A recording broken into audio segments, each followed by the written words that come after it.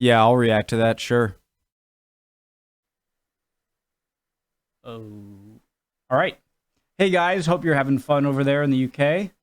But being safe, hopefully. Have a good time, you know. But I'm still learning about Guy Fawkes and Bonfire Night. And so I'm trying to think of a equivalent of a holiday over here, and it seems like there's.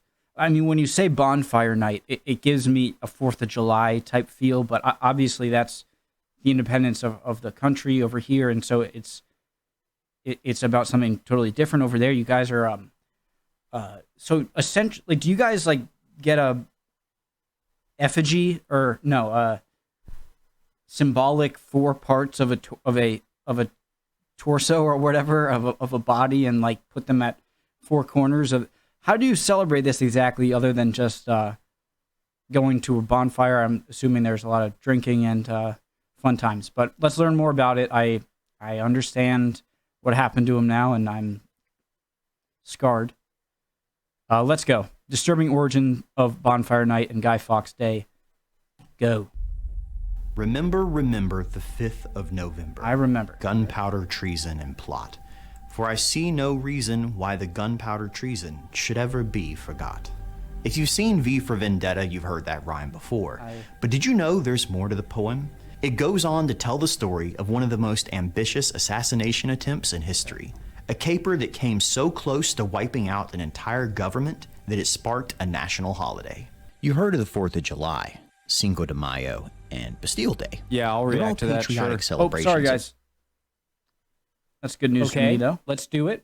I finished uploading that other video. All right. Overthrow. But what if that never happened in your country? Patriotic celebrations of governmental overthrow. But what if that never happened in your country? What do you celebrate? The answer is Bonfire Night, sometimes called Guy Fawkes Day. Okay, so you're celebrating that something so horrible, almost, or so revolutionary and horrible almost happened, but you caught him and it didn't. With hot dogs, alcohol, fireworks, bonfires, and fairs, it's a hell of a lot of fun every November 5th. But there's one part that hints at its darker past, when a straw man effigy is tossed on the bonfire to burn to ashes. You guys are crazy. No, God, this is like a pagan. You have to go back in time some 600 years. It all stems from Henry VIII, who required that everyone in England convert to Protestantism, just so he could get Anne Boleyn between the sheets. The knock-on effect of that was years of religious conflict between Catholics and Protestants. 70 years. Christ. Don't look at the bottom right of your screen. And one Queen Elizabeth later, James of Scotland is the new crowned head of the still Protestant United Kingdom. But some of the old lords are still Catholic at heart and want to see it go back that way. The name most people associate with the events of the gunpowder plot is Guy Fawkes, but he's really just the trigger man. The mastermind was Robert Catesby, a prominent noble and ancestor of Jon Snow on Game of Thrones, also known as Kit Harington, who actually played Catesby in a recent adaptation about the events. Catesby put together a crack team of leaders, fighters, and explosive experts, Ocean's 11 style, all for one of history's biggest capers. To kill the King of England and every member of Parliament and put the 9-year-old princess on the throne as a new puppet ruler of a Catholic state headed by the conspirators. The snag? The king and both houses of the UK's government never meet in the same place at the same time. Well, almost never. See, on 7th February in 1605, everyone would gather together in the House of Lords in London for the official state opening of England's Parliament, including the king and most of the royal family. Okay, so one of the things I have off my mind now that I wasn't sure how, if it was more of a crazy guy doing things that, you know, this is a group of people who are planning this thing and have a night in mind that it reminds you of the Declaration of the National Treasure scene where he's trying to convince Nicolas Cage that it's impossible, and then Nicolas Cage is like, except for one night. All right, sorry. Plan? Blow it all up. Using a house in London, barrels of gunpowder would be smuggled into the city. Then each night it would be rowed across the Thames and put into a rented room next door to the Parliament. And if this sounds impossible, remember that London wasn't always the bustling metropolis that it is today. But then came the hard part. They would need to dig a tunnel all the way to the House of Lords, past shops, houses, and lots of little old ladies with nothing to do but put their noses in things. But even if they got there, they couldn't exactly hide barrels of gunpowder under butt cushions. The digging was going well, but then they started to hear noises in the tunnels. Someone else was down there. Fawkes was sent out to investigate. It turned out to be a little old lady clearing her supplies out of a leased basement space, the exact basement that the conspirators were tunneling towards. In a brilliant stroke of chance, they were able to rent the exact location they were trying to plant their bombs. It's a good thing that a healthy dose of money can solve most problems. Luckily, the House of Lords was converted from a palace built in the old style, with a massive undercroft beneath the main building used to store firewood and supplies. Years of palace life had left it full of broken bits, odds, and ends, so a few more dirty barrels wouldn't go amiss. Guy Fawkes was a proper hard man, a Yorkshire boy who'd spent 10 years working as a mercenary for Catholic armies in the Netherlands and Spain, making himself such an expert in war he even picked up a foreign moniker, Guido Fawkes. And as the man had saltpeter in his veins, he was put in charge of the explosives for the plot. For this job, he reckoned 20 barrels ought to do it. By his figuring, he'd take out the basement, the chamber, the walls, and then blow the roof off for good measure.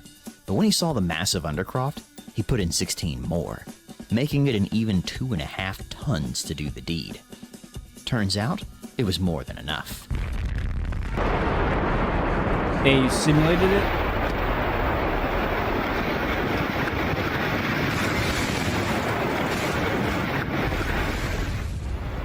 So that's how...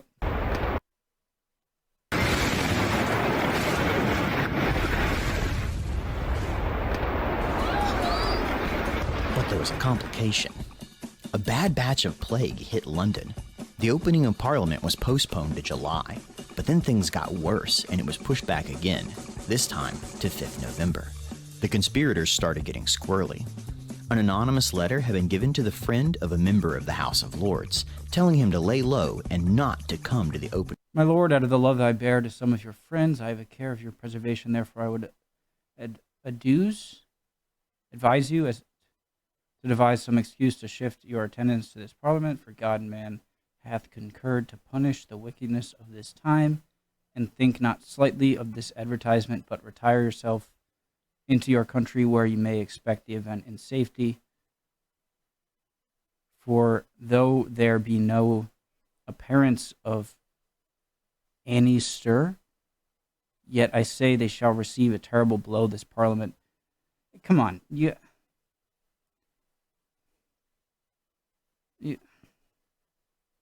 opening of Parliament. Someone was having an attack of conscience. With their names on the leases around Parliament and a big pile of bang in the basement, it wouldn't take a genius to connect 1 and 2. And to make it worse, the wait and the long, wet London weather spoiled the powder, and it all had to be replaced. Somehow they managed it without being noticed, and to keep people from sniffing around, they piled firewood and coal over top of it, disguising it in the basement. Word got back to the conspirators that a letter had been sent out.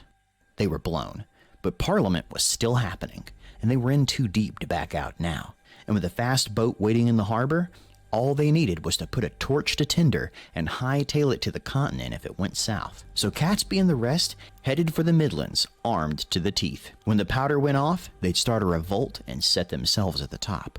Guido Fawkes took a pocket watch off one of them before they left, set his fuses for the opening ceremony, and found himself a comfortable spot in the dark cellar beneath Parliament. But what they didn't count on was the king. The letter reached James of England on Friday, 1st November, and he wasn't about to ignore it. His own dear old dad had been blown to bits by a gunpowder assassination, so he wasn't taking any chances. He sent his men to search Parliament. They turned up nothing. All they found was a serving man and a bunch of coal. Feeling the pressure on him, Fawkes put on his hat, cloak, and spurs, ready to hit the road and ride as soon as the fuses were lit. He got caught Ooh. He timed them out. Slow matches burned at 1 foot per hour, and Parliament opened at 8. So at midnight, he snipped off 8 foot of cord and ran it to the barrels, then lit his lantern to make ready. But a light appeared in the stairs to the undercroft. Armed guards with torches surrounded Fawkes. He was nicked. And being a good Catholic boy, he went quietly and didn't even blow the gunpowder. After all, it was a fair cop. You might wish you did when they're tearing... Or he's dead for that, but... Jeez. He went quietly and didn't even blow the gunpowder. After all, it was a fair cop. When they asked him what he was about, he didn't even lie. He laid it plain and true.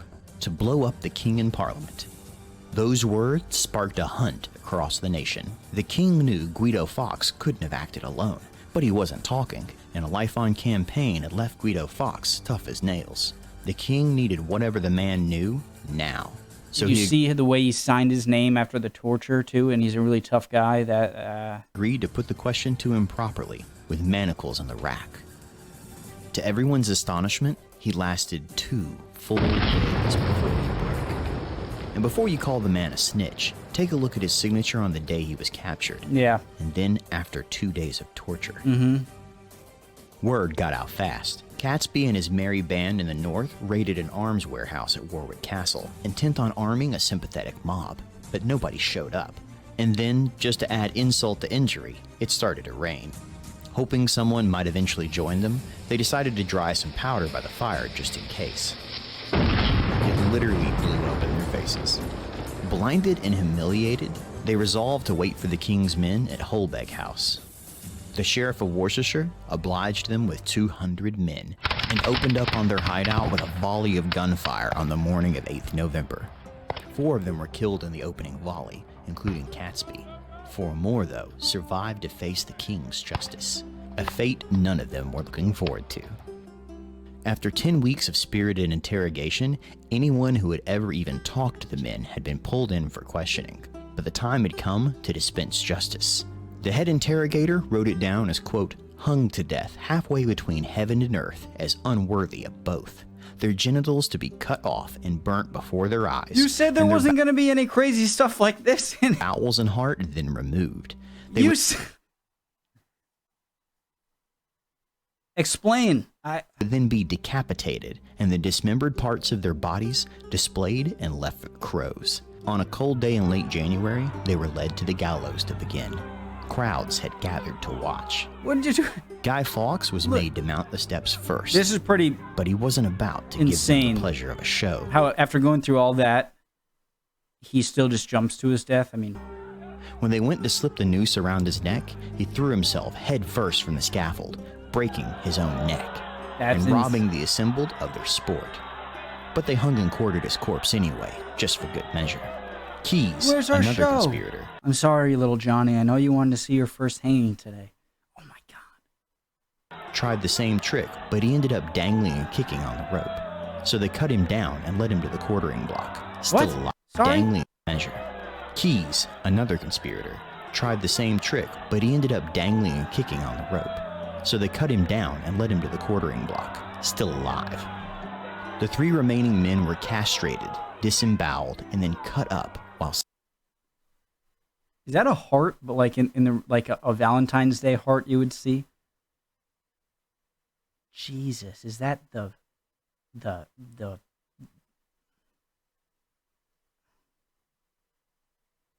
you got, and this is your holiday right here. This is the great holiday every year.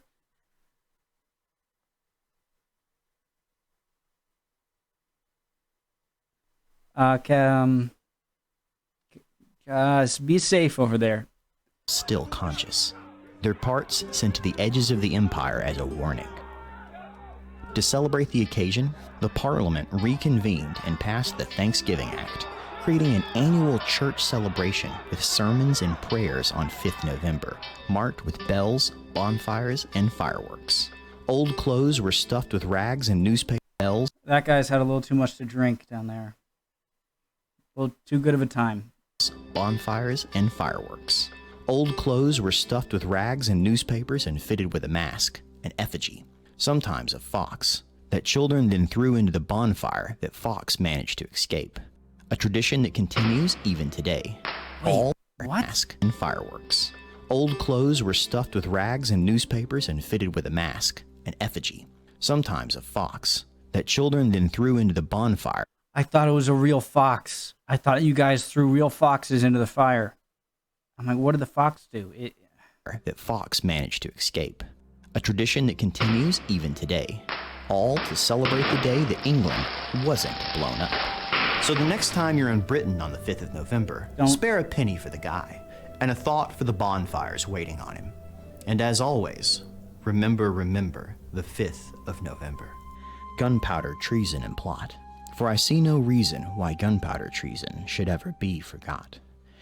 Guy Fawkes' lantern can still be seen today at the University of Oxford Ashmolean Museum.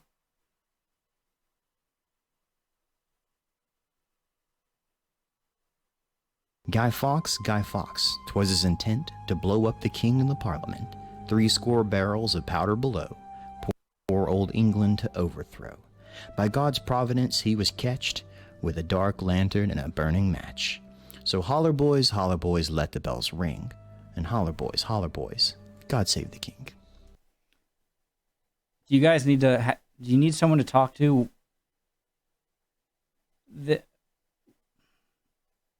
Would you say this is the biggest night for kind of open celebration outside? Like I said, I compared it to 4th of July, especially the nighttime of 4th of July.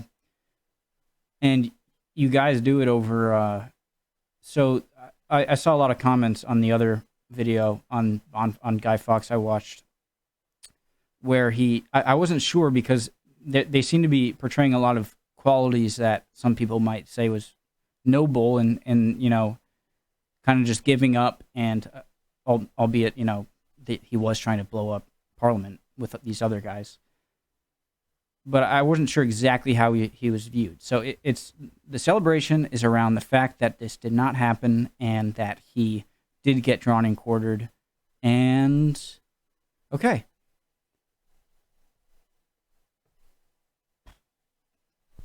Okay. All right. Be safe. Have fun. See you guys.